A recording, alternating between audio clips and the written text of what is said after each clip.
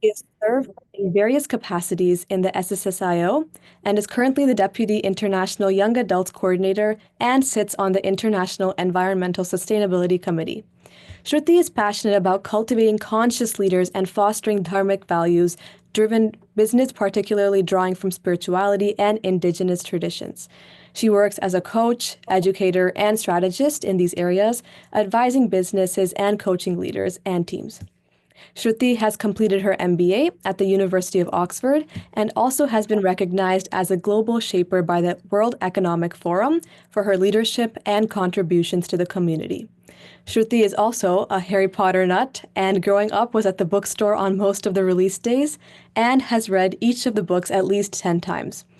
She has also lived for an extended period of time in all continents except North America and Antarctica, and most recently is living in Argentina. So let's all welcome our dear guest speaker, Shruti. We are going to start off with our main theme question to guide our conversation, and this is, what does pushing boundaries mean to you? Awesome. Saram, everyone. Firstly, offering my love and reverence and gratitude to Swami for this beautiful opportunity. Praying, Swami, that you're with us, that we feel your love, your presence, the majesty of your teachings, and connect more deeply to you through the satsang. Please be with us and guide us.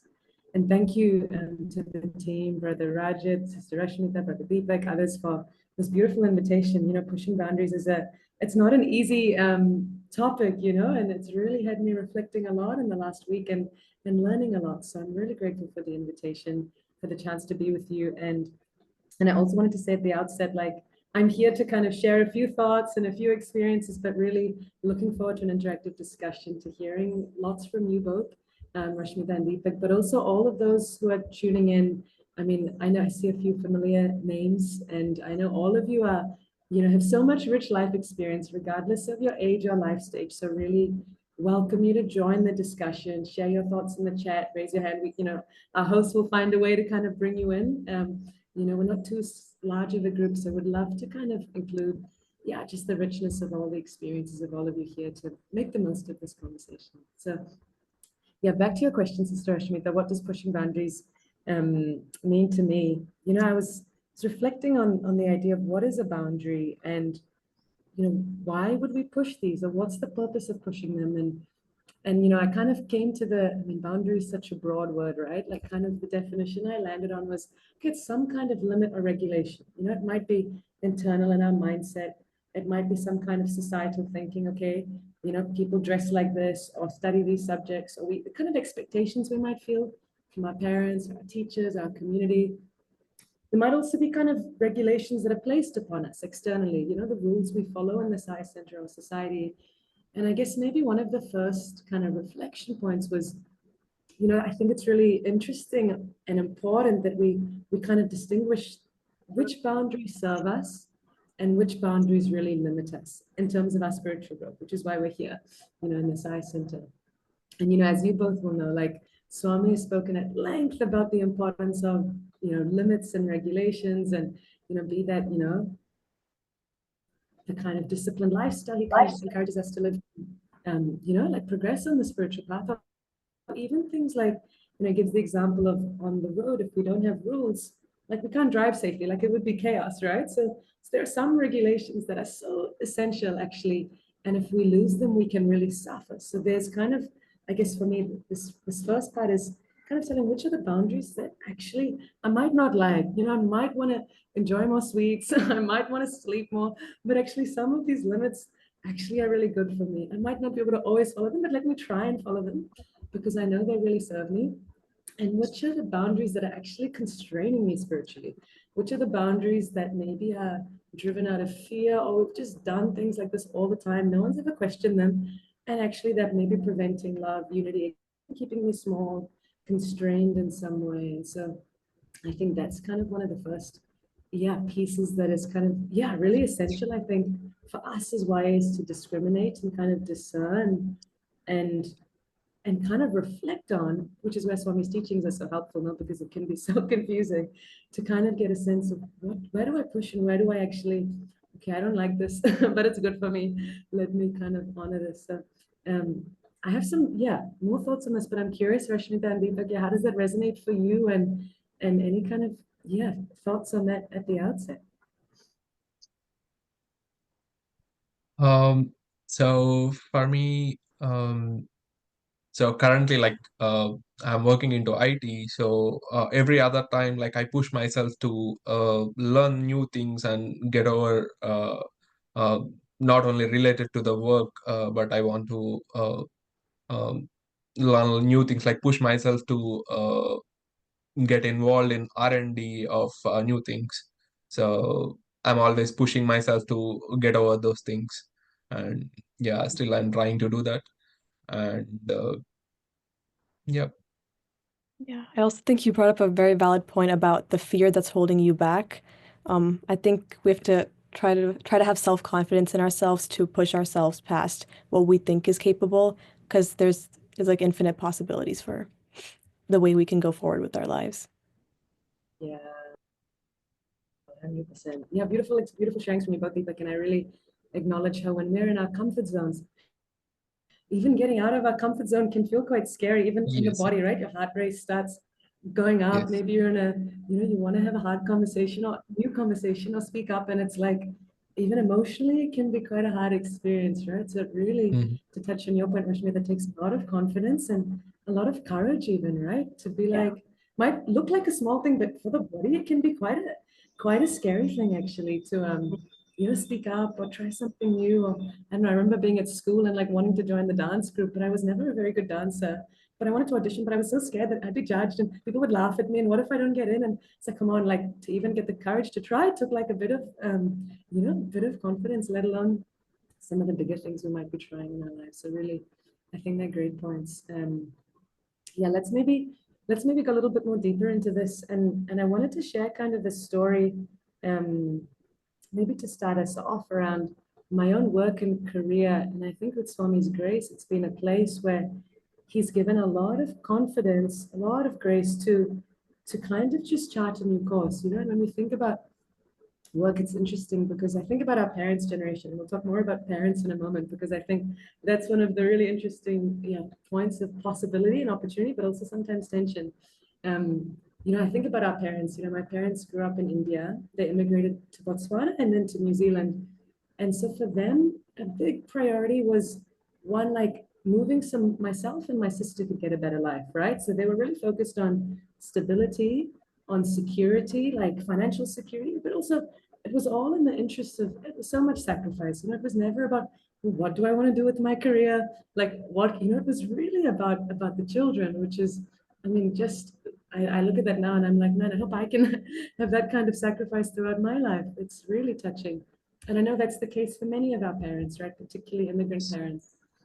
And so it's interesting when I think about then their careers, right? My dad's an accountant. He worked in one company probably for about 20 years or 15 years, and then moved to another accounting company and did the same thing for like another 15 years. It wasn't like Deepak going from this to R&D and trying new things. Like, no, he was like stable and he did a good job and he served well, and that provided stability to the family, and I could get, education, be supported by my family in that. It opened up so many doors, lots of classes I could do outside of school. I mean, many things because of their kind of, sacrifice. And my mother's similar, she made one switch in her career, but she's been in the hospital working in IT for like the last, I think, 15, 20 years, in relatively similar roles. So that's kind of how their career looked for them.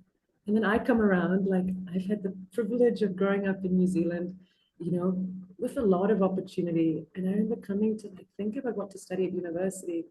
And it was never about what will be stable. I wasn't thinking about future children and their security. Like what interests me, like I had the privilege to ask maybe for the first time, and maybe in my whole lineage, I don't think my grandparents, anyone has ever gone, what actually interests me? How do I want to contribute to society through a livelihood? And so it was interesting just to reflect on, wow, because of their sacrifice, I can ask these kinds of questions. And so I ended up studying an arts degree. I think I might have been the only Indian in my class. Most of my peers were in engineering or medicine, but somehow I ended up in this arts degree, and I was interested in economics and political systems and had this kind of social justice. And like many young people, even in the US nowadays, like let's do something about environment and poverty and let's learn about how these systems work. That was really driving me. And somehow after all of this study, I ended up working in a big corporate firm in Australia. I mean, somehow that was the job I got. It was quite strange to my peers because, they were, trying to get jobs in nonprofits and things. But I ended up in this corporate company doing business consulting. And my dad was so proud. He was so happy. He's like, okay, Shruthi is like working for this internationally reputable firm. She's doing a good job. Like she's, earning good money. Like it was the sense of like pride, like, man, my sacrifices have been worth it. And I can see her really like just stand on her own 2 feet. And she's left home and she's like, like really building herself, like this sense of I've done my job. I remember feeling how I was surprised by how proud he was. Both my parents, especially my dad. Fast forward a couple of years, but I really didn't enjoy the work. I really struggled in the work. I was not very good at the work. We were spending 6 months trying to restructure a bank and try and save the company money. And I was not motivated and I was not very good. And ended up, leaving the firm and trying to go, so what do I do, Swami? Like, what's my next step? And I had a lot of conversations, a lot of mind confusion because I was overthinking like anything. But eventually, Swami's grace, a lot of prayer. I had an opportunity open up in India to go and do education work. And I was really inspired by this like small startup, and this founder had this like big vision of like, transforming education and going to rural schools and values education. And he had been in touch with a few great organizations, had some good partnerships, and he was looking to grow the team. And this opportunity came up to go there. So I remember telling my parents one day, like, I'm up, I want to go to India and this opportunity looks like it might be working out. And what do you think? And I was like excited that they'll be like, great, we're so happy for you. And my dad was like, what do you mean you want to go to India? And I was like, yeah, there's like the school education. So, but we work so hard to bring you to New Zealand. And why do you want to go back to India? Like, it's a really tough place to live. And it's a really, like hard place to work. And this was so valid. I could feel his, like from his experience, it is a tough place. And it's a very different place. And I think he was pointing to my naivety, like, you've been very sheltered in New Zealand. Like, what do you mean you want to go back? And I was like, yeah, but I mean, recognizing to some degree my naivety, probably not entirely, I think as young people sometimes we don't, but also going, but I really feel like inspired and drawn to this work, and it really feels like a good next step. And he was really not so sure. And then he asked, how much will they pay you? And I told them the amount. And basically what I would earn in 1 month in Australia, I would earn in 1 year in India. So it was this huge cut. And I mean, how many months I'd have to work to save enough money to travel back to New Zealand, I don't know. It was standard for India rates, but it wasn't what I would be earning in New Zealand or Australia. So he was like, what do you mean? Like, you'll be earning this? Like, you've got a degree. Like, he just couldn't comprehend, like, why would someone do this? It didn't make any sense. And so I was like, yeah, but the money's not important. Like, it's enough. I can sustain myself. Like, I don't need, like fancy things. Like, it's the work that's really motivating me. And he just didn't get it, And so we started these conversations for a while. And in the end, I ended up going to India, and he supported, but he was still a bit confused. And I think he still kind of wished I didn't do it. But anyway, I think maybe a couple of things I wanted to touch on was one, I think what really helped us both in the situation, not be in a state of conflict or frustration with each other. We had very different views. It was a lot of understanding, and it was a lot of patience, I think, especially from them, but also from me to really sit and spend. My dad and I used to have lunch once a week. We thought, let's just go away outside the house and we'd meet and we'd just share our hearts. And he would tell me more about what was important to him and why. And with time, I began to appreciate, stability and security were the values driving him. And with time, he began to appreciate, okay, learning and contribution were these values driving me.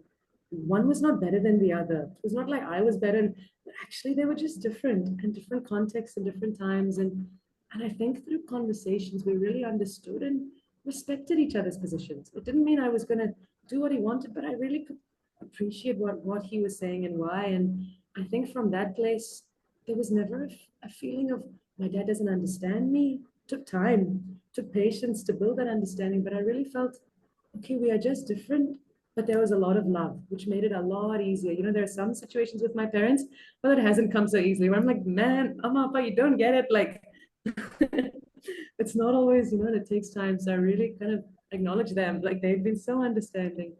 But that really helped the situation. And I think what helped for me was there was so much clarity inside. Like, this isn't a decision from fear. This isn't a decision about doing something for the sake of my parents. Like, actually, I could hear them, but the clarity inside was so clear. I mean, there was such a sense of confidence that this is the path. And what's the worst thing that happens? Okay, it doesn't work out. I come home, I get a new job. Like, I'm already in the wealthiest 1% by living in New Zealand. Like, there was nothing really.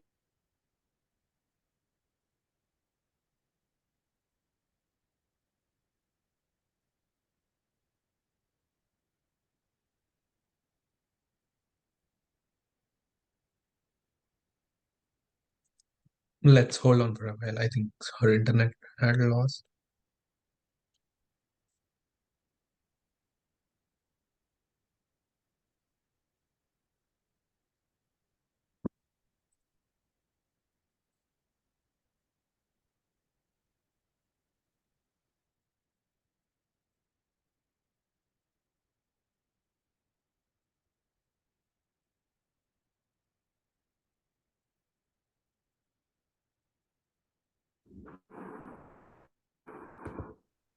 Oh, sorry, team, network issue, but we're back. No worries.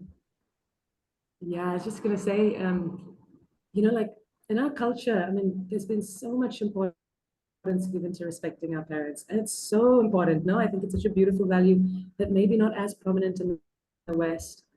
But sometimes it gets tricky when our inner guidance might be in the direction to what they want us to do. And they're coming from love, most of the time, nearly all the time, we're very blessed, that they want, typically what's best for us. And yet our inner guidance might be saying something else. So in these situations, how do we have the confidence to follow our truth, to listen to them, to be understanding, but ultimately to not, I think if we do something for the sake of doing what our parents want, it's not really respecting them. There's going to be some resentfulness. I'm doing this because you want me to. It's not pure. You can feel inside like there's some resistance, which is not loving. So that's where either I understand why you're saying why you're doing it. I really, from my heart, do it out of my love for you, or we sit and understand each other, but I have to follow my heart. I can't go against myself. But that's going to create more problems in our relationship in the long term and in whatever I do. So I think that's a really tough place to be, and it requires a lot of trusting ourselves, like really listening, praying to Swami, am I just doing this out of ego because I don't want to do what I'm told to do? I don't like being told what to do and I'm just simply resisting. Or am I really like praying to you? And so I think, praying, really having the confidence to trust ourselves and take responsibility for our decisions. Like at this age, we are adults. We are not like teenagers. We have to take responsibility and ultimately, if we make a mistake, learn from it, embrace it. But listen, respect, but take responsibility for our own choices. And sometimes I've noticed like their disapproval or disappointment can be so hard to bear. Like there have been times where I've wanted to do something and my mom doesn't like it. And it's like so hard to bear. Like I come home and I can feel she's like, why are you going and hanging out with this person? And I'm like, no, mom, like I know you don't like it, but really, from my heart, I feel it's like, their own prejudices might be in the way. Or maybe my own prejudices. I don't know. We have to be humble also. We'll make mistakes, 100%. But sometimes the disapproval can be so hard to bear when we make our own choices. So having the strength, I guess, to bear that, and what gives that is that conviction inside. So if that clarity is there, they'll feel it also. When you speak, they'll feel the truth and they'll get some confidence. And I found with my work over time, I came back, from this job in India, and from there, I've continued to just sort of pursue my own path and learn and train and take more entrepreneurial routes, creating my own work. With Swami's grace, it's been possible. And it took them many years, but with time, they began to really appreciate, okay, this is her path in this life. And they began to feel really proud and very supportive. But it took years to get to that point. For many years, they were just concerned and fearful that, have we been good parents? Is she going to be okay?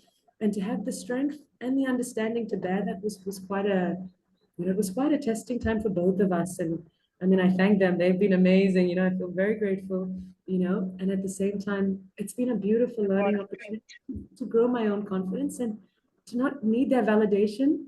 It's nice when it comes, but not to rely on their validation, but really to rely on the self inside instead. So yeah, I'm curious, Rashmita and Deepak, I know parents is a conversation that came up in your insight, in your study circle last week, and how that's been for you both. If you can resonate, what's your experience been like, kind of, following the self, sometimes struggling to, I've definitely been there, the parent pressure to be strong, but also sometimes, finding the courage to do so. And yeah, curious, any reflections you might have.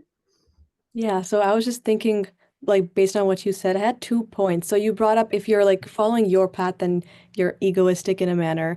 Are you, how are you gonna balance the way that you think about that? Like, am I making the right decision? Versus when you follow what your parents say, you might blame yourself for like, blame them for the path that they're telling you to go to. So how do you balance which path you go in?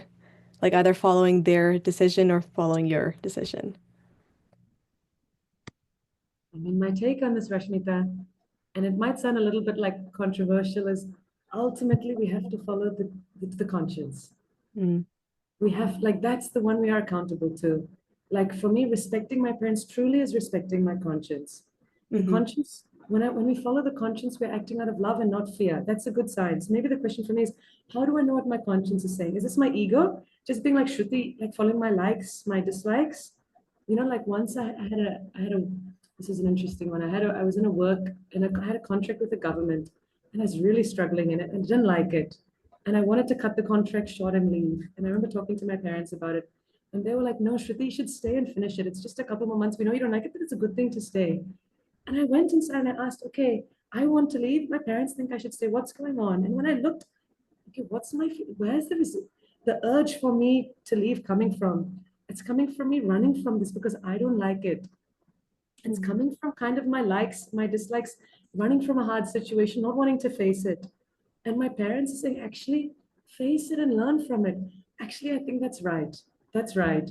It's my own. So it's quite hard to discern sometimes Yeah. because it can be so muddy, right? Is this really my ego?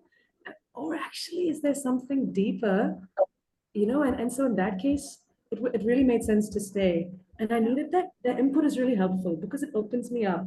So I think getting our parents' guidance is amazing and really essential and really important, but at the same time, I've got to come back. And if I come back to my heart and feel, actually, I'm not running from this situation, I really feel, I've done my best and actually it's the right time to move on and I can move on well and I can hand off my work to someone. Maybe in that situation I could have left.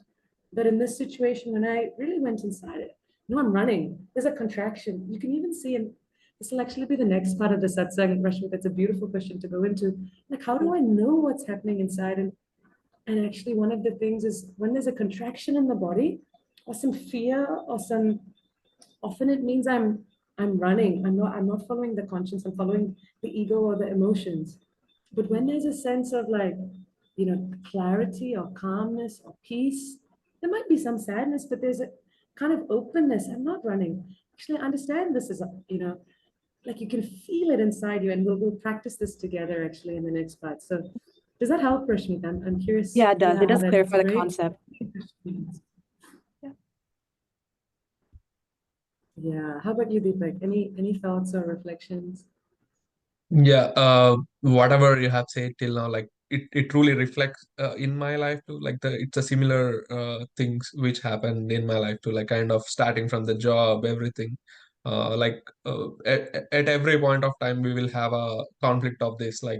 Um, like we have a decision and we want to push ourselves, but parents will be there to stop us. Hey, you shouldn't go. Like for suppose, like I wanted to come to US, and it took me like year or 2 years to get approval from them and to convince them. So yeah, so I mean, it truly resonates like whatever you have said. Yeah.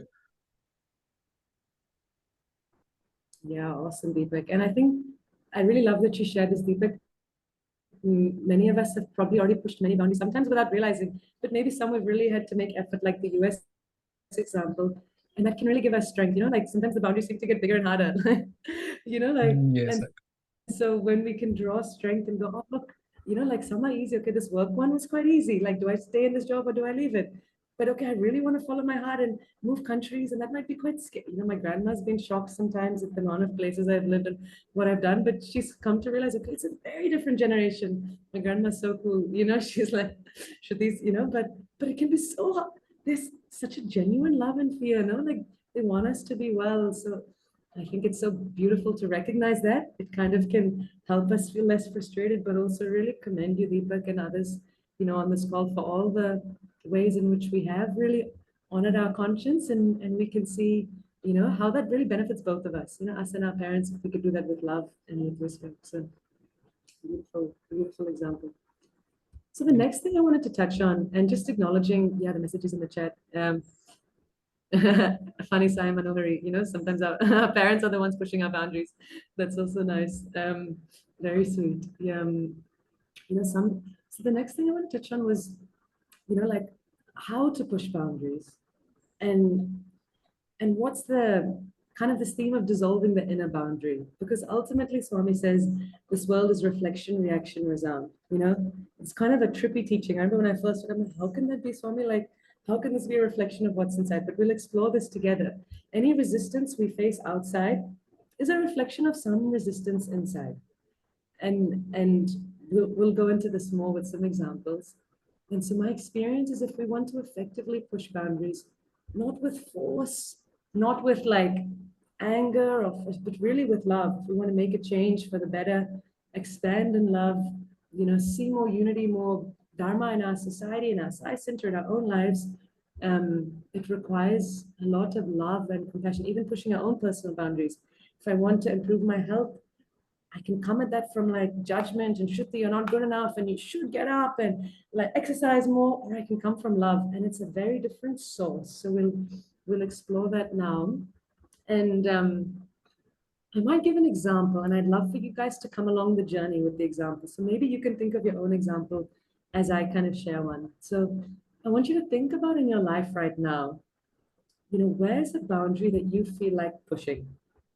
It could be in the Sai center.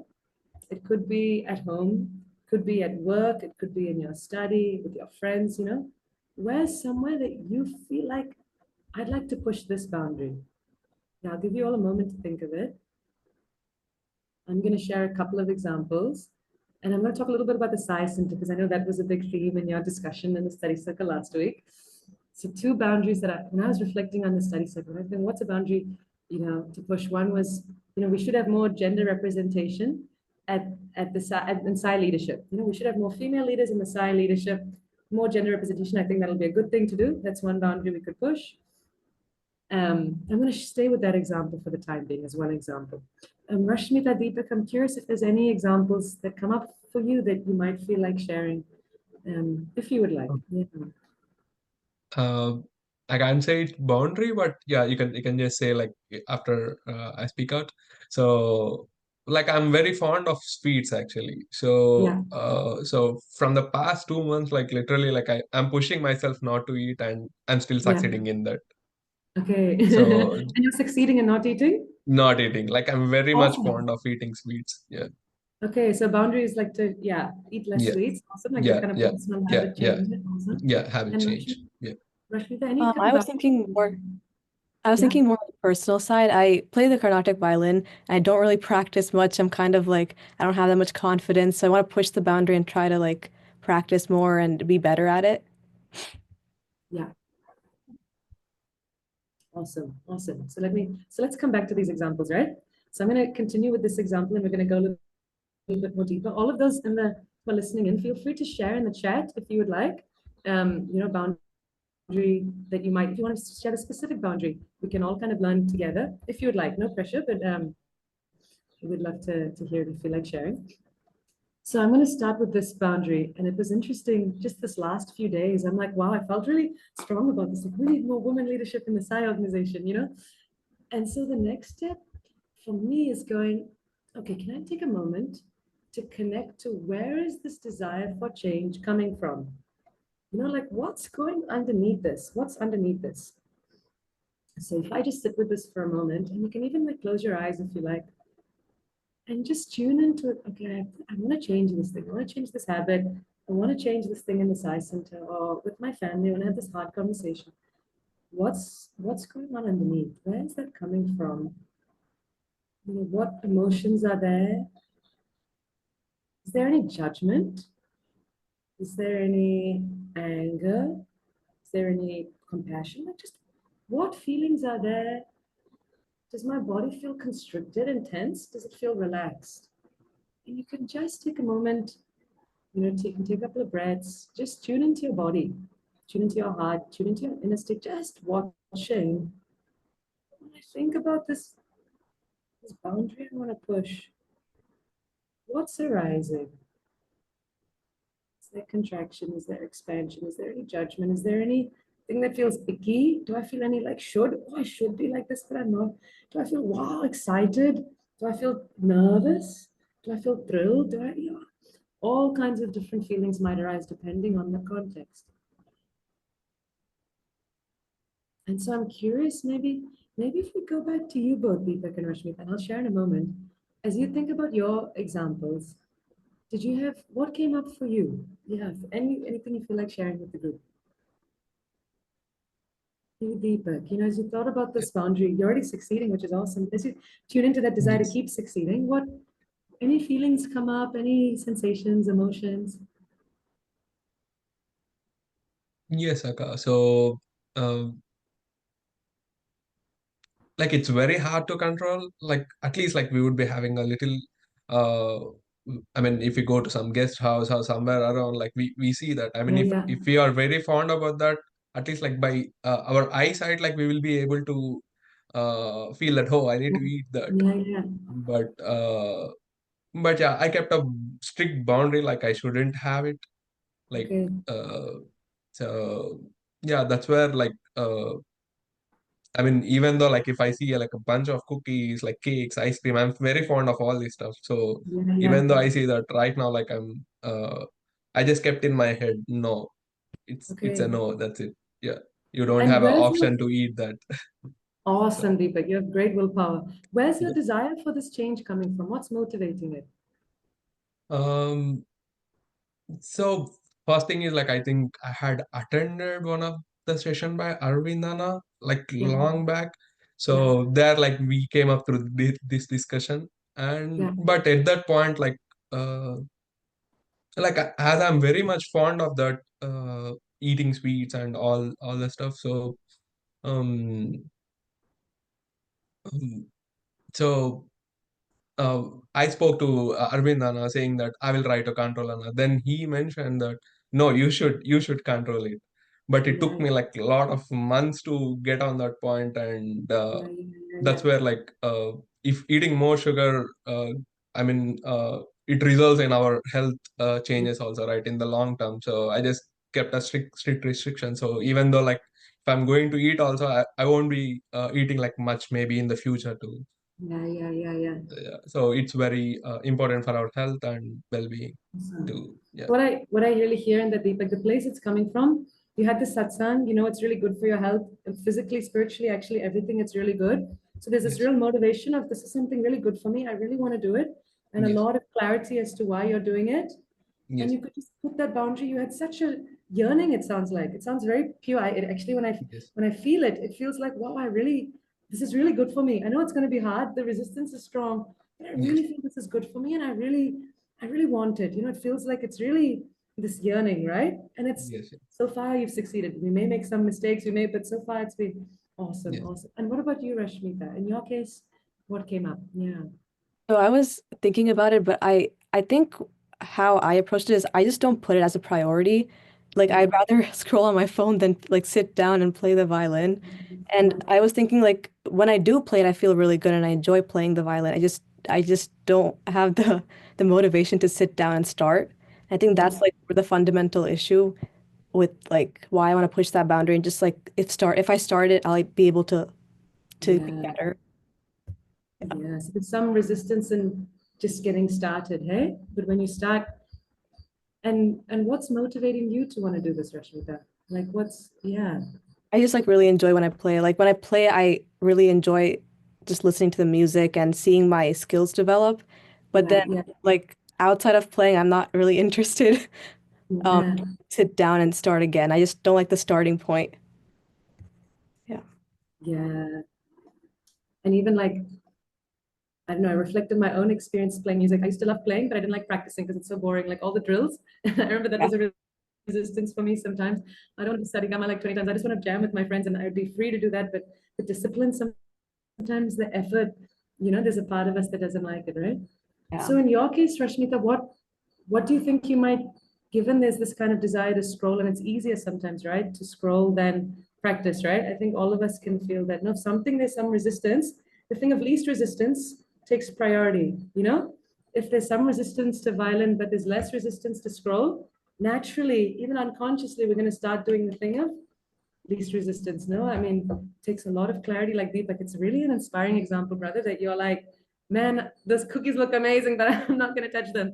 So I'm Yes. curious if you have any thoughts, Rashmita, on what it might take for you to reduce that resistance, or to, in spite of the resistance, of starting, which may not go, to do it anyway, if you feel it's really a good thing and you want to do it, for the right reasons. Yeah.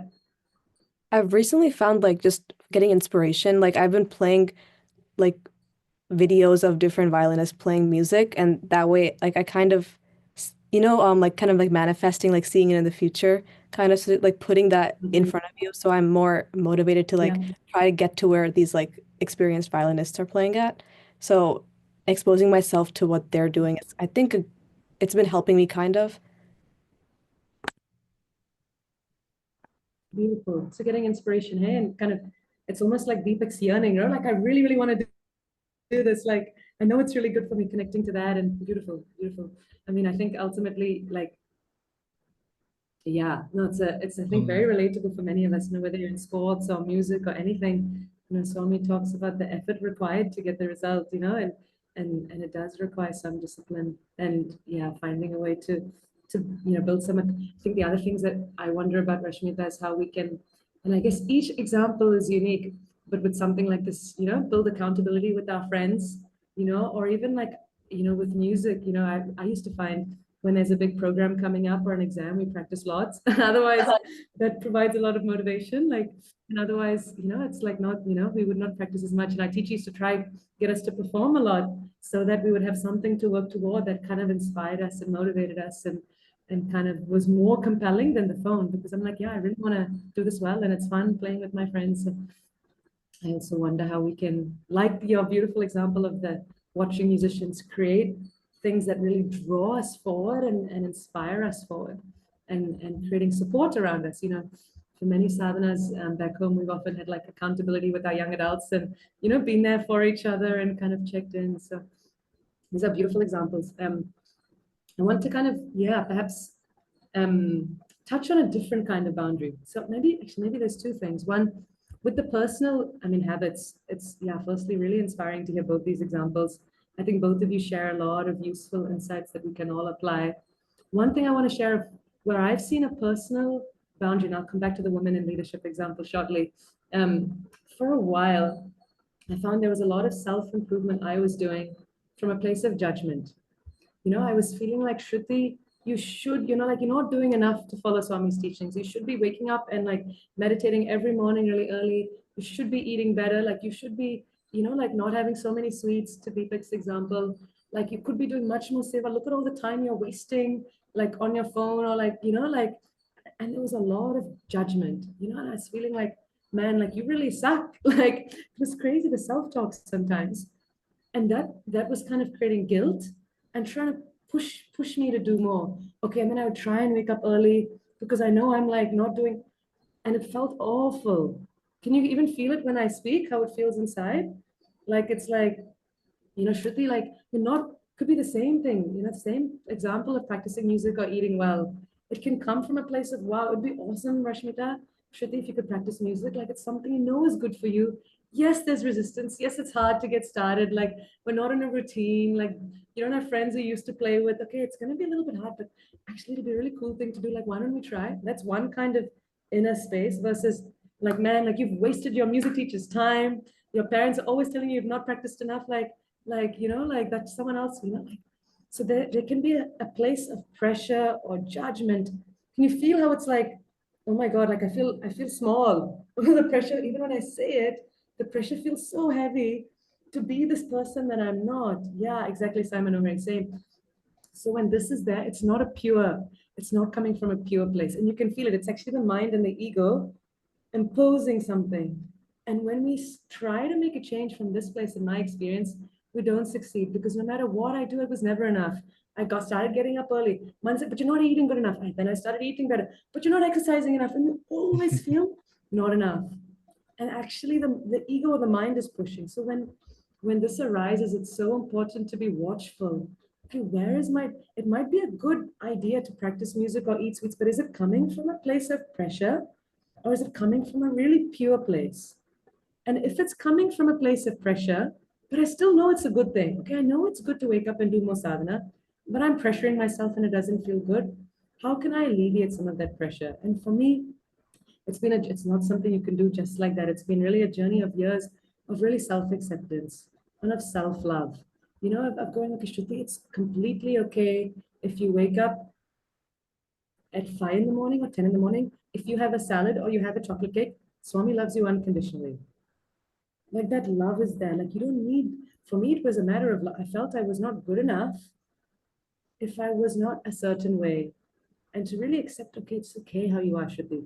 For whatever reason, you have these tendencies, having some real compassion. It's really hard to wake up at 5 in the morning when technology is buzzing till 10 p.m. at night, when your friends are up late, when there's things, you know, like for whatever reason, there's things going on. Like it's not like you're living in an ashram where the lights are out at 8 and it's really easy to get up. Like having that compassion.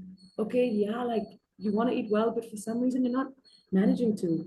Yes, like it's something that's good to improve on, but okay, like we are having some realism around, okay, it's nice to have these goals, but sometimes you can sleep in. Sometimes you can. Swami says ceiling on desires, not no desires. So having this compassion was actually a really big thing for me to learn. And learning to accept that no matter what I do, Swami's love is here and to feel it and to really accept, okay, it's okay, it should be how you are. And from that acceptance, when you try and change, it's totally different. You know, it's a totally different feeling because you're supportive, you're encouraging, you make a mistake, it's okay. You're not so hard on yourself. There's a lot more love. And that love is, and when that love is there, you're like, okay, it's okay if I don't get up at 5 or I do. Actually, I find it's easier to get up early. Maybe it's not 5, maybe it's 7 o'clock. let's be practical. Let's not be unrealistic. I can't go from 9 a.m. to 5 a.m. But there's a lot more, space. So I guess all of this is to say, like, there'll be times in our life where the habit change comes from a very pure place, like the examples you've given, you know, if I really want to do this, but there might be times where I feel like I'm putting pressure, or I'm feeling pressure from others, or I'm feeling like I'm not good enough. And when that arises, to be watchful as much as we can. We may not always be able to, it's taking me years to really grow this, but to really, you know, invite some, still we can make the change, it's a good thing, but where it's coming from is really key. Because if it's coming from that negative place, you'll never break away of it. It's guilt, it's not love, it's actually ego, and it's not serving us. So I want to come back to the other example, but I wanted to touch on this while we spoke about personal habits. And I'm curious, Rashmita and Deepak, how that resonates, or what, if you can resonate with sometimes coming from that pressure place. Maybe you don't because you have a lot of self-love already. But if that kind of brings up any thoughts or reflections for you both. Yeah, for me personally, I agreed with the self-confidence. Like I just don't think I'm good enough. So like I sometimes think in the perspective where like I'm not good enough, there's no point in trying. So like a lot of self like putting myself down, which I think is also holding me back Yeah. mentally when I could just move forward. It's crazy how we put ourselves down sometimes. Hey, I'm not good enough, I can't do it, and how much that limits us from even starting. I think we can all resonate, Rashmita, in some way, in some shape. We've all, you know, many if not all of us would have. And your thoughts, Deepak? Yeah, I mean, I resonate with the thoughts of Rashmita, like same thing. Like, I mean, like everyone lose confidence at some point in something. So we need to make up ourselves to be confident in take the things ahead. Yeah. Yeah. And from our sessions earlier, like YAs wanted to ask, like challenging or pushing boundaries take a lot of effort to each and everyone. So how do you know like which boundaries are worth challenging? Yeah, awesome question, Deepak. And I want to come back to the example I gave earlier that we haven't spoken about. This could be an example to answer your question. So I had this feeling of, look, let's push boundaries around gender representation and leadership in the SSSIO organization. And I had this just this week. I was thinking, okay, what's the boundary I want to push? this came up, and I was looking at it yesterday, preparing for the session, going, so what's underneath this desire? I can feel it's quite strong. There's something going on in me because I'm like, oh my God, let's do this. There's almost like this like desire to like want to fight the system, and some of you might resonate, some of you might not. So I looked at it and I go, okay, Shruthi, why do you want to push boundaries around leadership? Like, what's there? And when I went inside and I reflected, I realized I had an experience maybe about a year ago or 2 years ago, talking to some senior leaders in the organization.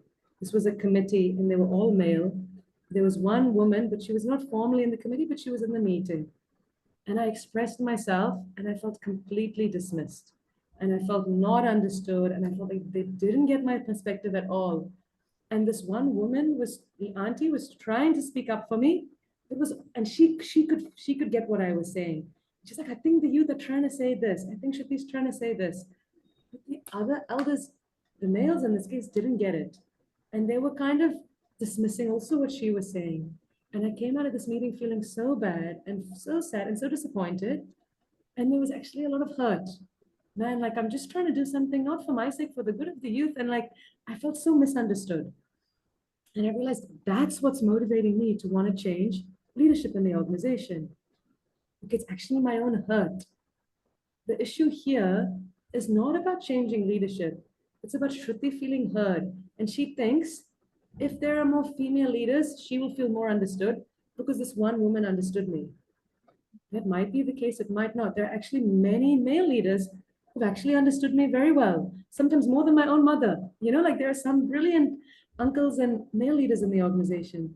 The thing I really want is an organization with more understanding. That's the issue. And it's coming up as more female, but it's not about that. So maybe to your question of how to know which boundaries to push, to look underneath at what's really motivating me and what's the thing I really want. Like we think about a thing around like, okay, I want the SSSIO Center to be safe for people of different, and we're going to talk about this, I know, like gender and sexuality. Is it really about that, or am I just feeling hurt because I felt excluded or my friends felt excluded and I want a SSSIO Center that's more loving? We can talk more about this in a moment, but really going, what's underneath? And I give you a different example to contrast it. There was another boundary I wanted to push in the SSSIO Center. It was around being more environmentally conscious. And how can we have a SSSIO Center that's more, attuned to Swami's teachings and really feeling like nature is God and really practicing on sealing on desires and not limiting, not using plastic and being more conscious about carpooling and all of these sorts of things. And when I look at, okay, what's motivating this?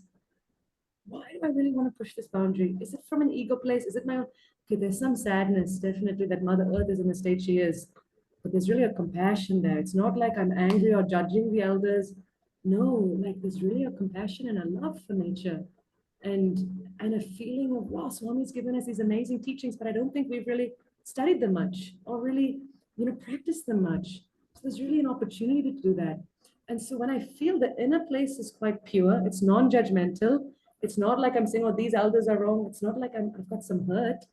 That's a boundary that I'm really in a good place to push because the source is love. The source is something pure. And so that's been a boundary that has been awesome and really fulfilling to push. We went to we actually went to Brother Shivendra in like 2016 and said, look, maybe the youth can start, maybe we can start creating study circles. And actually it was the US that was way ahead. The US has had a Go Green House and been doing this much longer than the rest of the world. And there were some US brothers and sisters we knew, a number of your YAs who said, let's take this internationally. So we put a proposal to our international youth coordinator saying, let's start doing something internationally with the youths. And he said, yes, great. I was not pushing, I was not judging, saying, the youth suck, we're not doing anything, we should, it was actually just, let's do something, there's an opportunity here.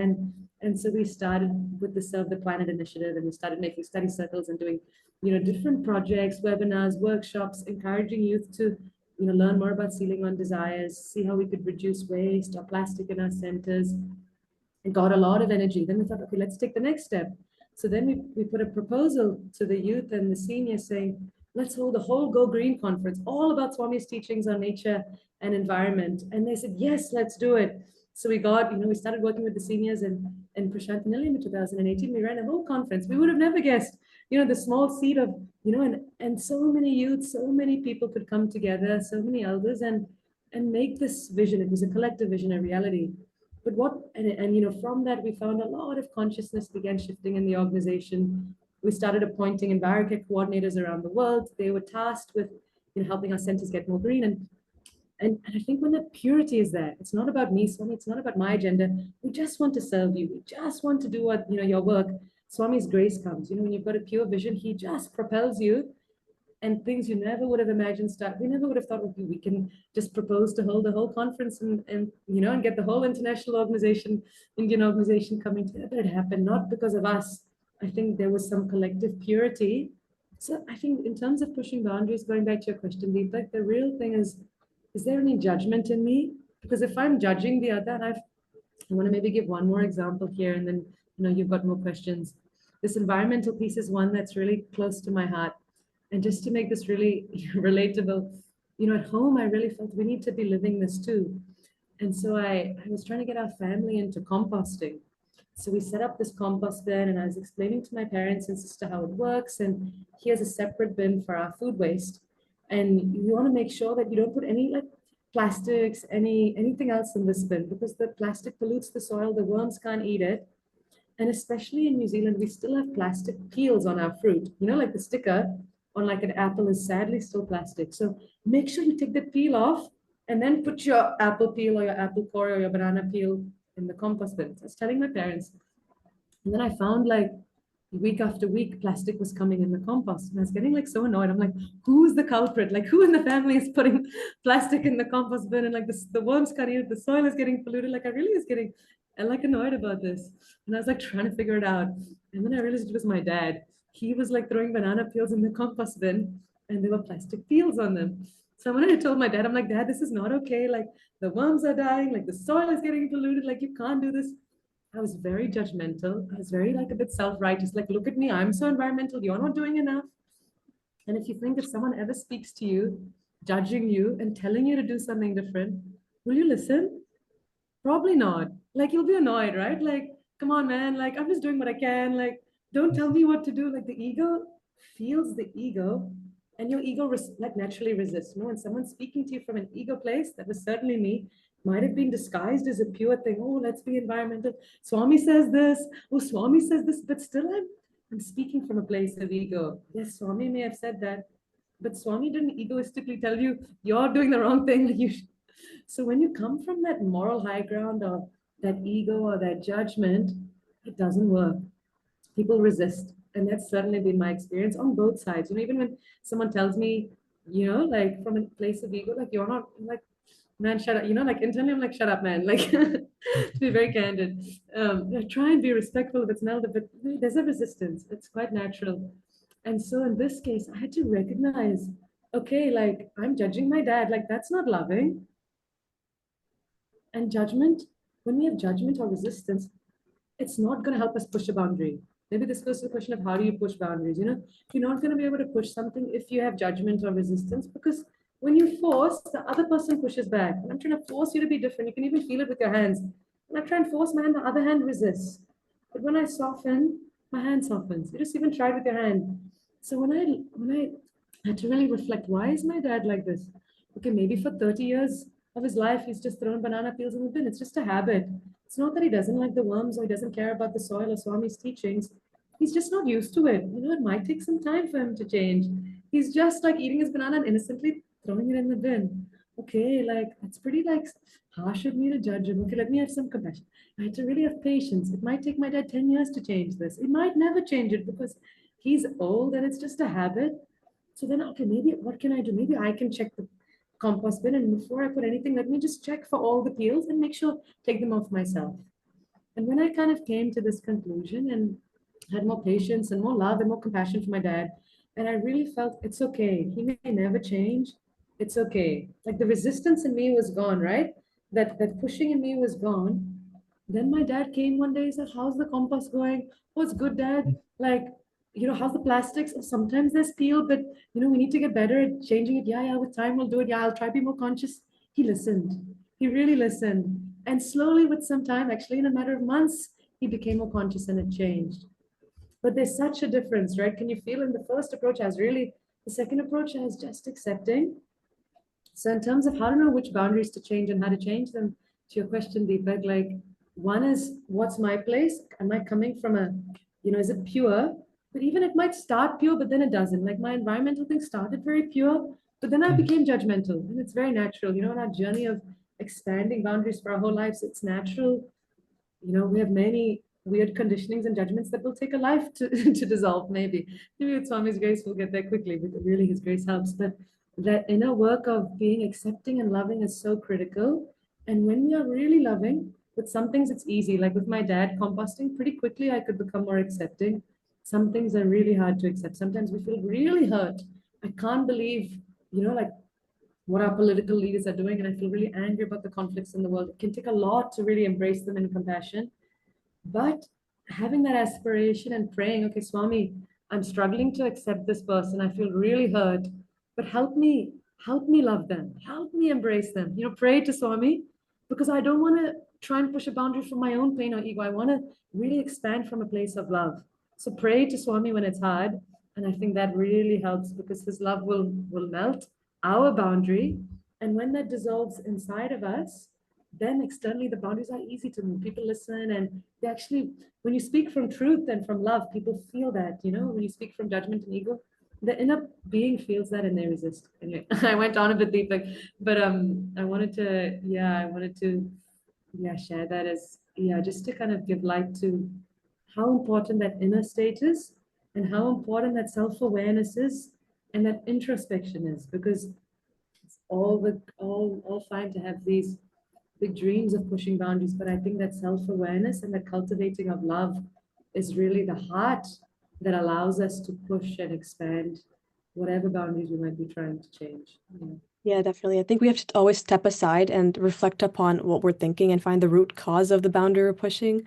And like you said earlier, if we think about our consciousness, if it's through love, then we move forward with it. And if you can find that ego or judgment, I think we pause and we don't push forward. Yeah, we addressed that. Beautifully Yeah. summarized, Smita. Really beautiful. Yeah. So I think you touched upon this earlier, but I'm going to come back to that point.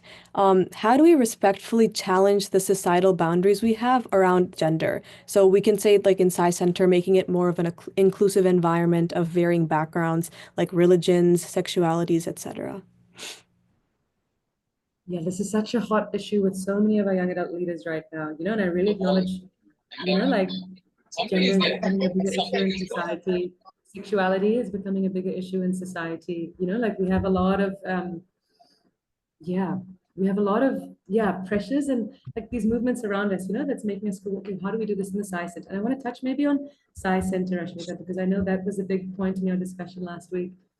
So for me, this is kind of it's been a hard thing for me to swallow, because at heart there's this part of me that's like this activist that's like change the world and like liberate the Sai Center. But it's been quite humbling for me to learn that the Sai Center has the sole objective of helping us realize the truth, realize who we are, realize we are divine. There are many things in society, many places in society with different objectives. There are movements, and I've been a part of them, environmental movements, movements to end poverty, movements to, like the Sai Center's sole objective is to help us realize the truth. And the Sai Center's sole objective is to come. It's like there's nowhere else in our life where you can go and just talk about Swami and Swami's love and Swami's teachings. With my friends from university, we can talk about gender rights. Not to say we shouldn't talk about this in the Sai, we'll come to that in a moment, but that's the objective of the Sai Center. And Swami was so clear on anything that takes away from us moving in that direction, we should not give importance to. Like there are many ways our Sai Center could be inclusive. Are we inclusive to divorcees? Are we inclusive to people of different prostitution, like prostitutes, like different jobs? Like in some countries, that's a real thing. Like that's a real profession. Are we inclusive? There's so many, to blind people, to deaf people. Like there are so many ways in which you could go. Like is the Sai Center, and not to say we shouldn't create a loving environment, an inclusive environment, but giving importance to issues like sexuality, LGBT takes away from the core purpose. Like I come to the Sai Center and rather than thinking of Swami, I'm getting like caught up in these movements and all my emotions around them.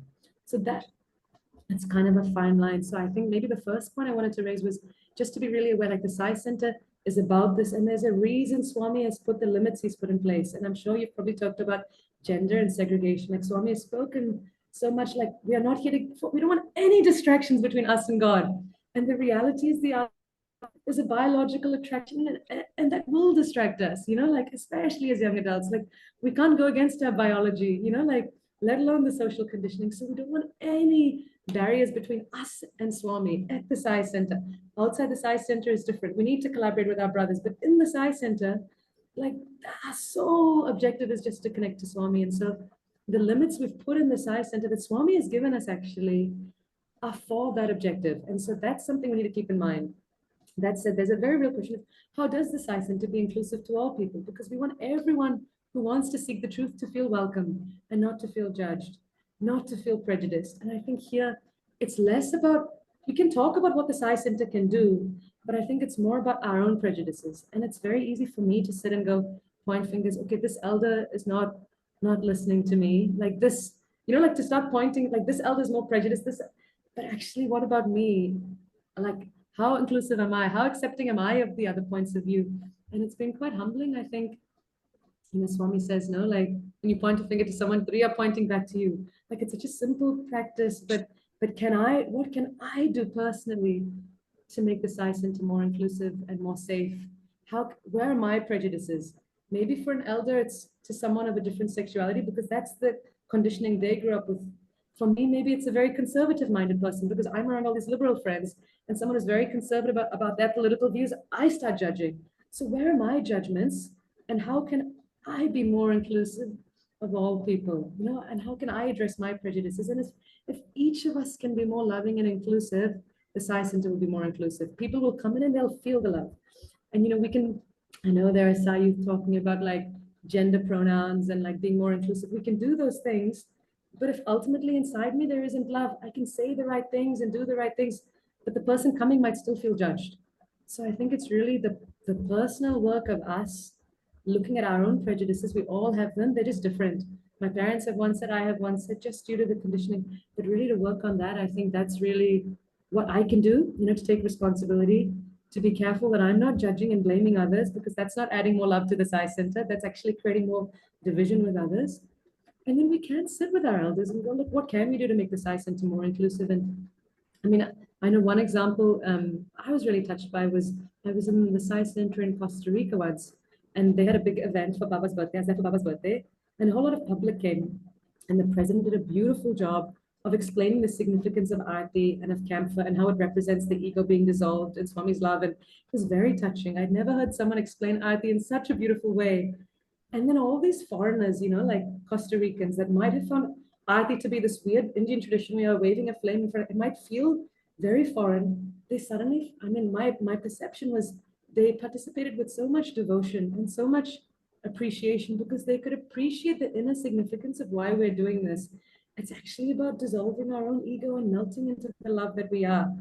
And so that's, I think, a very, like, I don't know, it was really touching for me because I saw, wow, a practice like that made the Sai Center really inclusive to people of different backgrounds, non-Indian backgrounds. We sometimes think the Sai Center is too Indian. I think it's not about not doing the Aarti. It's about explaining why we are doing this, why Swami has given us the Aarti, so that others can resonate and realize it's not about imposing an Indian tradition that we like. Actually, it's a really profound, it's a profound ritual that connects us beautifully to our omnipresent self and helps us offer our egos to Swami and really feel it's burning. And so, yeah, there are many things we can do practically, and absolutely we should meet with our elders, but at the heart of it, I think the essence is remembering, why the Sai Center is there. So which boundary should I push? How do I respect the limits Swami has given that really help us? And then secondly, making sure I start with myself when the tendency might be there very naturally to be like, oh my God, look at all these closed-minded people. Like, actually, that's me as well. I'm judging them as closed-minded. So how do I open up? Yeah, I'm curious how that lands, Rashmita. I know this is a big issue with the young adults and Deepak and what your thoughts are. Yeah, I wrote some points down. I was thinking about how I know Swami in several discourses has said to focus on not judging people. Like you should focus on just yourself and your connection with Swami. And also, like I was also thinking about the fact that everyone has a Swami within them. So there's no point in judging anyone, and it's not worth it. So Beautifully that's said. the points that was like brought up to me. I mean, I love that, Rashmita. It's so beautiful what you've said. You know, like, can I really feel that these are all Swami like me? Or if not that, at least all these people are my brothers and sisters. Even the people I might disagree with or have very different opinions on things, like, Yeah. and I really feel like they are Swami's are mother and father. These are my Hmm. sisters and brothers. And like, can I love them? You know, like, Yeah. can I have the kind of affection that I might have for my real sister, you know, like toward them? And it's a beauty. I mean, if we can imbibe that as young adults, man, the Sai Center will be the most beautiful, loving place. I think it's so powerful what you said, sister. Yeah, yeah. So even I resonate with the same things, Akka. So like one good thing about Sai Center is like we don't have any boundaries over there. Like everyone are like accepted over there, like irrespective of the religion and all. And like I see like few of my friends like asking me like they are of the different caste. They were just asking like uh, literally like they came for Swami's birthday and recent Shivratri bhajans, and they were just outside of the center and they were asking. I just invited one person and he was accompanied by the other person. So he was telling like I'm only invited, so the other guy can he also come? So that's the question I got from the person. Then I told, no, we don't have any restrictions over here, like at Yeah, the yeah. Swami's place. Uh, I mean, we are always, everyone are always welcome over here. So yeah, Beautiful. I was so fortunate, no? To have Swami has been so clear and so expansive. Like, it's so beautiful to be yeah, part of such an organization. Beautifully said, yeah. And Rashmi. Yeah, after yeah. experience of them is also really good. Like after they went back home, and when I asked them like how was your experience, they felt like really good about the environment and all. Yeah, yeah, yeah. Beautiful. Beautiful example. Yeah. I had a quick question. So I was thinking about how Swami always like tells us to promote unity. How I know you said like earlier about Swami wants us to just focus on like our relationship with Swami itself. How do you balance that? You're trying to be more inclusive, but also you only want to focus on yourself. But how do you balance the distribution between those two? And what's under the question, Rashmi? What makes it hard? What's the tension there? If you can share a little bit Oh. more. Yeah, so if you're trying to only focus on just your connection with Swami, I was just wondering what ways can we also be able to unify everyone else and be more inclusive? While you said earlier just to focus on Swami itself, I'm kind of trying to find a balance between those two. Okay, yeah, yeah. So there's this kind of point of, okay, the Sai Center is about Swami, but I still feel this, we could be more united. Right, Or I yeah. still feel we could be more inclusive for everyone else. But can Hmm. I do both? Like, does one preclude the other? It almost sounds like, Yeah. so I guess maybe to clarify the first point, yes, there's our connection. I think it's just understanding the purpose of the Sai Center is about knowing the truth. You might still, I mean, we're still interacting with each other, especially if we are like office bearers or youth coordinators or service coordinators, or even not like, even if you're taking part in events, the reality is we are still, it's not just like me, and it's not like I'm just coming here like quietly focusing on Swami and leaving. And that's the point of a bhajan, maybe, like we're not wanting to socialize, but in seva we are interacting, in youth study circles we are interacting. So there is a reality that it's a very, I mean, it's a beautiful social network. Actually, I have some of my dearest friends are Sai brothers and sisters. My dearest mentors have been Sai Annas and Sai Akkas. And so I think one point is the purpose of the Sai Center is to focus on the truth, to not give so much importance to all the body. Like, yes, we are in the body, but Swami is saying, rather than focusing so much on my gender, on my sexuality, on my race, on my religion, on my caste, all are welcome.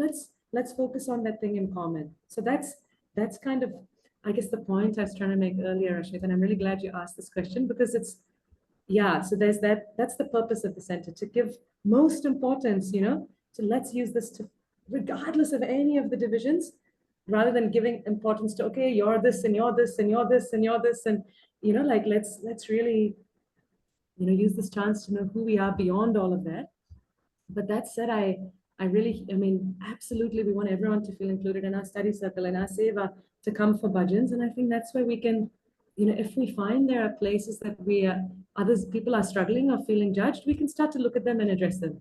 So if I feel, okay, I've got my Muslim friend who's really interested in Swami, I want to bring them along, but the organization appears very Hindu. It's a very common thing, or even in the European organizations, they sometimes feel the organization seems too Indian. It Yeah. appears too Indian. Is it really inclusive? We had one elder in New Zealand once say, like, propose, what if you had bhajans where you just had a Sarvadharma picture and we all sat in a circle and there was no picture of Swami or any deities? And that was his vision of inclusive, and I think for me, like, and again, each context is different, each center is different, each place is different, but with something like, are we being too Indian? I think it's about getting to the heart. Like, Swami has given us these practices. How do we stay true to the essence, but also adapt? So one example that maybe is common is, singing bhajans of different languages. Yes, let's keep our Sanskrit bhajans. They have such a vibrational power. Sanskrit is such a unique language. I don't think we should stop singing Sanskrit bhajans because we're in New Zealand. Actually, there's a real potency in the language, but let's also sing Maori. Let's also sing English. So we are more inclusive, to our context and our place. So I don't think we should drop the things that might be hard, but we need to understand why we are doing them, and then maybe find ways to explain them or draw a bridge. Because if someone's got a fear that this is too Indian or too Hindu, how do I explain the Vedas aren't Hindu? Chanting Vedas is not a Hindu thing. Swami has actually said these are sacred sounds that the saints heard in their meditation far before Hinduism was even a thing. Yes, the Hindu religion has taken it and taken it forward, but Vedas predate Hinduism. They're just sound vibrations, very profound sound vibrations. Country should be able to chant and benefit from. He's gifted Veda Poshna, Vedas to humanity, but it's a common thing in many countries of Vedas. So how do we help ourselves understand first and then communicate from that truth that I'm not, if people feel like I'm not trying to push my Indian culture on you, actually Swami's just given us this amazing, precious tool of bhajan or Vedam, and I want to share that if you're interested. And I can share, and we get kind of schooled up. I think we can share these things in a way that I feel sad when we dilute Swami's teachings or we leave parts of it because we're like, no, we're scared. People will like not come to the Sai Center. I think that fear shouldn't hold us back from taking Swami's message forward, but we might need to get informed as to why Swami has said this and be able to explain with love and with clarity and truth why this is, like what the concerns and why this is not a Hindu thing or an Indian thing. It happened to have come on the Bharatiya land, yes, but this is something that has scope for everyone to benefit from if they wish to. And does that help, Rashmita?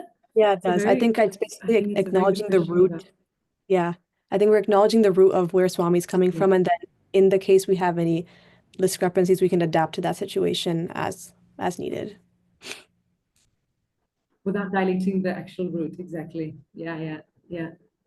Being really grounded in Swami. When you're so grounded in the truth, it gives you that confidence, right? Like when I understand Vedas are not Indian, not Hindu, but they're just these powerful sound vibrations. It's easy for me to share, but if I'm not sure, if I'm not grounded in that clarity, then an elder's like, but what about this? And I can be swayed. So going to Swami's teachings, I think spending time with Swami's teachings and really being sincere. Okay, I've got this fear, so I've got this concern. Let me not push it aside.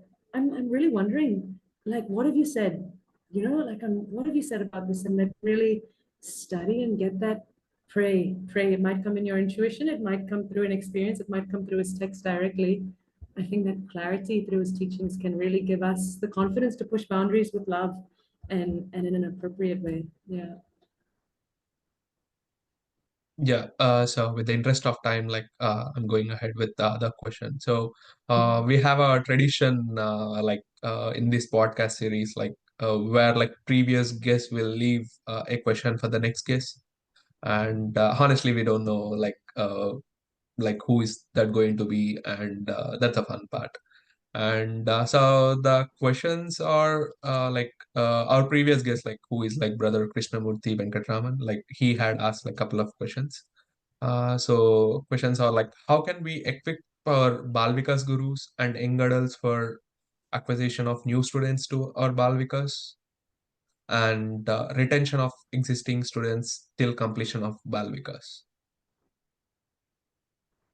Okay, interesting question. So how can we retain and get new students in Bal Vikas? Yes.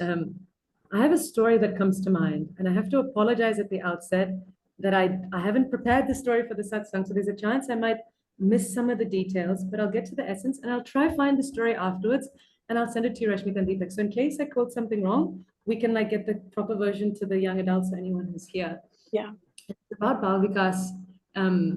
So let me try and recall the details of the story. It was to do with Sister Geeta Mohan Ram, who many of you may know was a Bal Vikas guru for many years. And there was a time in her class where, in the time she was teaching Bal Vikas, and this is where, yeah, I'll try to remember the details as best as I can. So she was teaching Bal Vikas, and the class started to grow. You know, parents started to hear about how awesome the class was, and the class started to grow and grow, and new students were coming. And as I remember the story, like her ego was getting a bit like proud, like, okay, I'm doing a great job teaching Bal Vikas, and these students are coming, and like, you know, she's feeling like very proud of her efforts. And then what happened over some time was the students started just suddenly dropping or diminishing significantly. And the students were going, and she was feeling so heartbroken. And she was like, man, why aren't new students coming? Like, we need more students. And like, she had this, you know, again, I don't want to misquote what she intended, but as I remember the story, you know, she had this yearning to see the Bal Vikas movement grow and was feeling very disappointed that the students were now leaving. And you know, I think at one point she might have been left with one student or two students. And she was in darshan and she was like crying about this and really like feeling so bad. And Swami came to her and spoke to her, and they had an interaction. And the essence of it was her realizing it was her ego. Her ego was there. You know, her ego was, you know, like wanting the movement to grow. And Swami said something to the effect of like, you know, like you just serve me and you just put importance to me and you just show up and you serve and I will bring the students. I will send the students. Like, don't think like the send. This is me putting my words. So again, I don't want to. I really don't. Sorry, Swami. I don't want to misquote Swami. But this is the essence of what I took from it. You know, and we can try to find Swami's exact words and share them with you. But the essence is I took from it, and I think the same goes to, you know, growing the youth movement or anything. You know, like Swami doesn't need us to grow the organization. It's maybe a bit of a controversial stance. Like he wants us to follow his teachings and follow with purity, you know, and sincerely practice them as best as we can, and and offer the fruits at his feet. You know, really to offer the fruits at his feet. To really, you know, like if one student comes or 100 students comes, doesn't matter. Swami even says, you know, an ounce of cow's milk is better than a barrel of donkey's milk. Like Swami actually doesn't care if there's one kid or 1,000 from his words, you know, like it's about the quality. And so I guess what our job I feel is as Bal Vikas gurus or youth coordinators or people who want to do more service, whatever our role, is to really have that purity and that quality. And from the incident with Geeta Mohan, she went back and she really took this to heart, and she just started serving this one or two students with the most love and the most you know, purity and surrender she could, and the movement grew. And students started hearing somehow, and they started coming, and parents told the parents, and the movement grew. And I mean, you think about the Sai movement, right? We have millions of devotees around the world, millions. It's mind-boggling the scale, and that's not because you and I are growing the Sai movement. It's not because we are going out doing public outreach and like telling our friends. It's Swami has his ways of, you know, like, and everyone has the most unique story of, wow, I stumbled upon a book. I was helpless in life and someone told me, or somehow I found his picture, or he came in my dream. Like, Swami is the Lord of the universe. He doesn't need us to grow the move. He's here giving us a chance. Maybe actually one other point. I feel quite passionate about this actually. We are not serving in the organization to grow the movement. I mean, I really feel deeply Swami has given us the organization as an opportunity to love him and to realize who we are. And you know, like you think about Swami, he's Lord of the universe, right? In a flick, if he wanted, he could send 1,000 students to the Bal Vikas class. He could implement humanities education in every school in the world. You know, he can do anything. You know, he doesn't need a hospital to cure people. You know, he doesn't. We've heard the stories, you know, and so if we really have conviction in this Swami that can do anything and everything and is holding the universe in his hands, he's orchestrating this universe. Like he doesn't need any of us. He doesn't need me as a youth coordinator. He's just given me this chance so I can learn him, love him, think of him, and love. And through being a youth coordinator, like it's not about have we grown the youth movement. Sometimes I feel, okay, it's nice if the youth movement grows. I feel good when many people come to a study circle. I feel a bit bad if 3 people show up. Those reactions are natural. Of course, you put in your efforts, but at the heart of it, man, like the amount of self-transformation that's happened inside. Actually, there, I mean, to take it at another, there are no others. I mean, if you really go to the heart of Swami's teachings, there is no one else. There's only you. And he wants us to realize there's only me. There's only Swami and Rashmika and Deepak and me. So who are the people we want to come to Bal Vikas and youth? There is no one. It's actually only me. He wants me to realize that I am everything, or I am nothing. The ego is nothing, and he is everything. And so if we make that our sole goal, and in any way we are serving in any capacity, like, okay, Swami, like you are everything, and I surrender at your feet, and I pray that your will be done. And if you want 1 student or 100 students to come, let your will be done. You know what's best for me. Maybe I need 3 students, and they're what's going to serve me. Maybe I need 4 people at this youth study circle, because that's going to create, I might think 10 people is good, but Swami knows the 4 that come actually will create the perfect environment for a deep, intimate discussion. Okay, can I have the faith to accept that whatever Swami gives is for my best? Can I grow my faith that he is the master of the universe? He can do anything. And if I can pray and surrender to that Swami in any seva that I do, wow, like it's the most thrilling experience, because the self-transformation is, and then we just, I mean, I feel so like, wow, we're so lucky to serve him, but he doesn't need us. And so it's freeing, it's liberating. There's no burden to grow the Sai movement. There's no pressure. Well, I've been a crap youth coordinator. If the youth movement has gone from 10 to 2, it's not your fault. 100 different factors are going on. But have I shown up with sincerity and tried to serve as best as I can and surrendered, trusting he's giving, even if my elders are like, it's hard when the elders are like, where are the youths gone? I mean, I've heard this so many times. We used to have this many youths, and now there's this many, and you know, like, what can you do? And yes, like we'll try and do our best to have relevant programs that help the youth. But if I can feel sincerely, even though they're pressuring me, it's not my fault. It's not on me that the youth aren't here, but I'm just here to serve Swami and to, yeah, and to do my part, you know, in this opportunity he's given, and to be okay with the fact of, I mean, it's hard when the elders are saying that. It can be hard. I've been there, you know, but if I have that conviction, they too will feel that, and it will change. Anyway, I've given a elaborate answer, but I think it's a really important question the guest asked, you know, and it's a really pertinent one to anytime we are serving in the organization or doing anything in life for that matter. I mean, the same, we haven't touched on society and work or community, but the same goes, I mean, it's maybe what has given me a lot of confidence to also serve in society and to try and push boundaries. Like a big part of my work is, you know, what I feel motivated around work is trying to bring human values into business, to rethink how we think our relationship with nature, to help, you know, our capitalist companies really respect nature and respect people and think about business in a non-greedy, non-consumeristic way, which is very different from our norm. But Swami doesn't need me to do this. I'm not here to save the world. I'm not here. Swami's just given me a chance, and happens to be this field, to think of him and love him. And that gives me a lot of freedom and confidence to boldly say things to a business leader, because I know if they respond or they don't respond, it doesn't matter. But my duty is to sincerely be a kind of advocate for Dharma in a respectful way, in a non-judgmental way, in a loving way, but to be that. And when I feel like, yeah, I think from that truth, or from that light, or from that freedom that Swami doesn't need us and the results don't matter, we can really have a lot of confidence even in our workplaces, to really, yeah, speak for his truth and not be so worried about the consequences of, okay, will I lose my job? Or if I stand for Dharma, you know, will I miss the promotion if I don't say what they want to hear? Actually, I'm not here for promotion. I'm here for truth. So let me, that I can't, you know, I'll face the consequences. Someone will take the consequences and I'll be okay. Yeah, that's that's my thoughts, team. Yeah. So as I said, like we have our tradition to like guest asking questions to the consecutive guest. So do you have any questions for the upcoming session guest? Yeah, I have a question. It was a question I was asked yesterday in a youth satsang, and it really had me contemplating. So the question is to the next guest: if you could be in an interview with Swami in the physical form now, you know, what would you say to him? If you could ask him any question about anything in an interview, what would you ask Swami? What would you say to him? Yeah, So that's one really question. interesting question. Is it just one question that they can Pardon? ask? Yeah, Are you you can guys ask, if they have 2 questions or 3 questions, also fine. Yeah, but okay? what, if you get an interview with Swami now and in Uh, physical form and ask him anything, share any, what might you ask him? Yeah, yeah.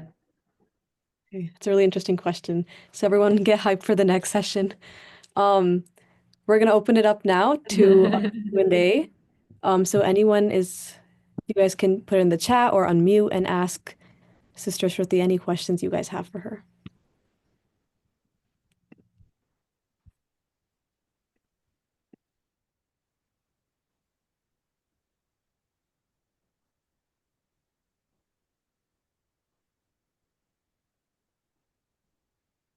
Sairam, Sayuma had a question in the chat.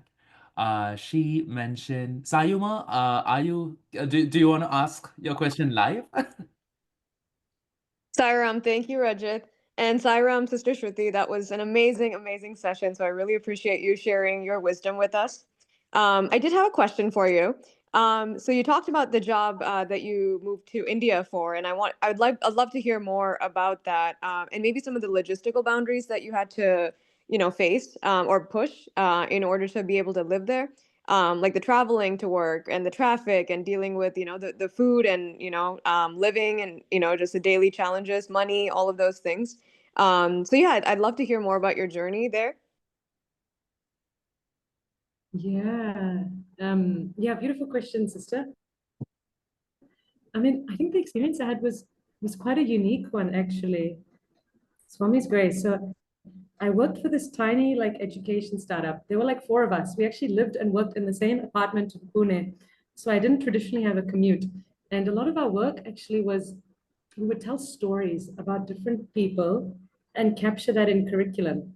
So for example, we and try and bring kind of values into it. So for example, one of our first projects, we went and we met this amazing rice farmer in Mysore. His name is Gani Khan.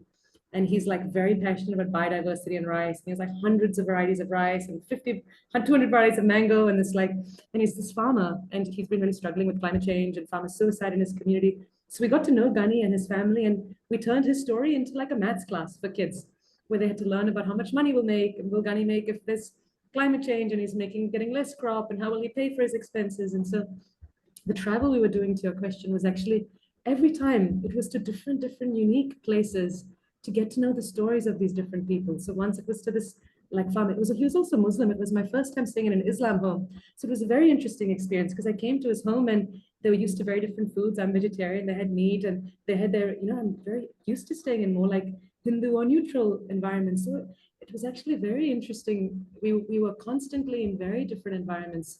Once we told a story about, in Bombay, there was we kind of, on the trains, if those of you who've been in Bombay on the trains, there's sometimes people playing music on the trains, and they might be playing the drums and singing, and often they're blind or deaf, and they'll be kind of begging for money, going and singing and asking, and they're kind of perceived as beggars. And we did a story on one of these guys. His name was Chetan Bhaiya, and he was blind. And we went to his home, and he actually considered himself a street performer, and he had a blind wife and 2 kids, twins. Can you imagine a blind couple with 2 twins? And he was by day on the trains of Bombay, perceived as a beggar, kind of playing the dholak and singing and asking for money. But by night, he was this very active community man, organizing blood drives and events for the blind community and helping blind people. Just this amazing person. And so actually, to your question, Sayoma, the biggest boundaries we faced were my own prejudices, because I have this perception of the beggar. And we got to go to his home and realize this is a beautiful soul. And I had so many ideas of, I don't know where the conditioning is from, of how he might live and the slum conditions. And actually, it was a very civilized home, and it was very inspiring to see his blind wife cooking and making dinner and so the biggest boundaries actually in that time in India were my own prejudices that were constantly challenged. And India is amazing because you meet this variety of people from all backgrounds, social statuses. You have some diversity in New Zealand, but the diversity of culture, thought, religion, race, it's a whole new spectrum in India. especially, I mean, it was quite different to my family trips where I'd be around similar people that think the same and do temple visits and shopping visits. And, this was such a unique experience. We were in rural schools with teachers from public schools, getting to know kids, like that were from a very different economic background to my own, and going, meeting their parents. And so I think maybe the thing I wanted to share to your question, Soma, is, I mean, this trip or this time working in India really showed me the importance of getting out of our comfort zones and being around people unlike us, because we don't realize the prejudices we have when we're always around the same people. And I mean, a big thing is even our friend groups. If our friends look the same as us, sound the same as us, come from the same backgrounds, we're quite used to kind of a certain way of thinking, and getting out of our comfort zone, which is what this work kind of allowed me to do.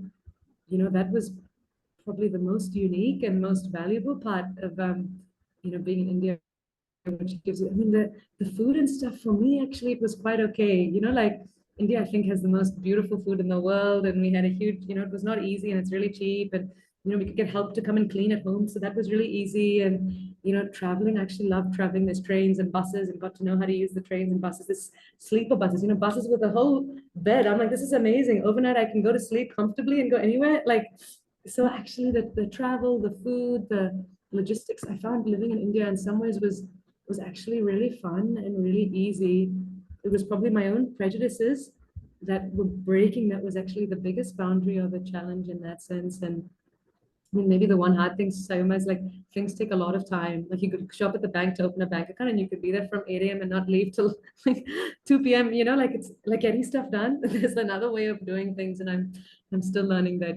But I mean, Swami sends help, and you find someone local who knows the system, and they help you out. And I think Swami's grace, even a new context, whether you move countries or No, I completely understood your point. I think it's just we have to open our eyes and see the different perspectives we have in front of us.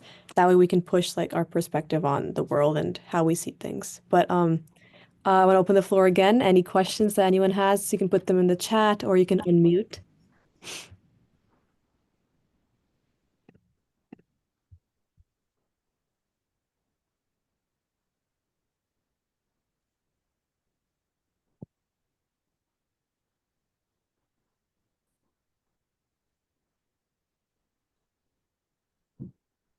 Okay, so if we don't have any questions, we're gonna wind up this session.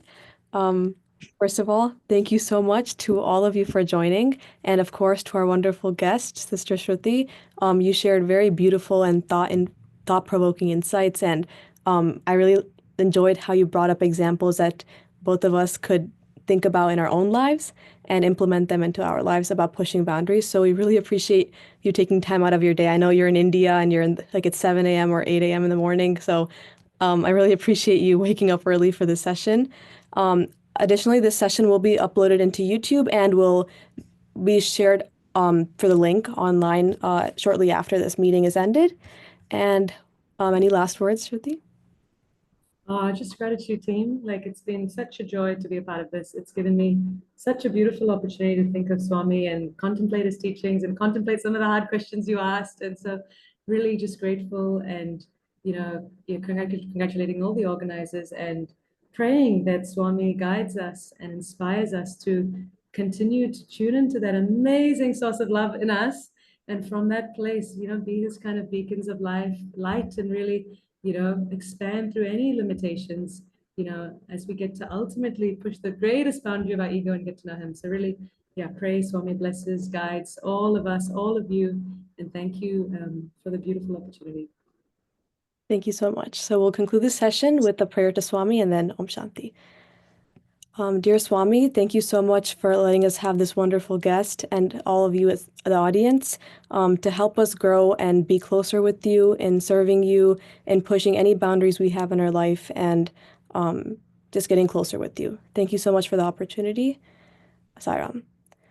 Om Shanti Shanti Shanti. Saram, everyone. Thank you so much.